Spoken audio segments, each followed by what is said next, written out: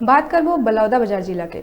स्थानीय दुर्गा चौक में सुहेला के राउत समाज मन पहली बार राउत नाचा के आयोजन करिस, जेमा दुरिहा दुरिहा के राउत मन यहाँ के अपन उपस्थिति दर्ज कराइन और आन आन गाँव ले आके अपन कर्तव्य ला दिखाइन, जेमा कुल 16 गांव के राउत नाचा पार्टी मन हिस्सा लिहिन, जेमा बलौदाबाजार विधायक प्रमोद शर्मा मुख्य अतिथि रहिस, जेनहा राधा कृष्ण ला सुमर के राउत नाचा के शुभारंभ करिस और लोगन ला कहिस पहली बछर ले दारी राउत नाचा ला बड़े भव्य रूप ले मनाए जाही, जेखर बर विधायक हा 1 लाख रुपया दिहिस और दुर्गा रंग मंच बनाए बर घलो 3 लाख देहे के बात कही। जनता के आशीर्वाद से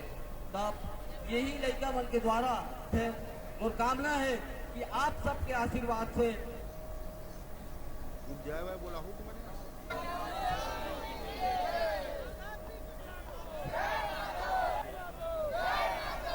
यादव नृत्य महोत्सव का आयोजन किया गया। ये बहुत ही खुशी की बात है कि प्रथम दिवस है, पहली बार यादव समाज द्वारा कार्यक्रम किया गया। मैं आशा करता हूं कि आने वाले समय में ये पूरा जिला स्तरीय किया जाएगा और बहुत अच्छे से भव्य होगा।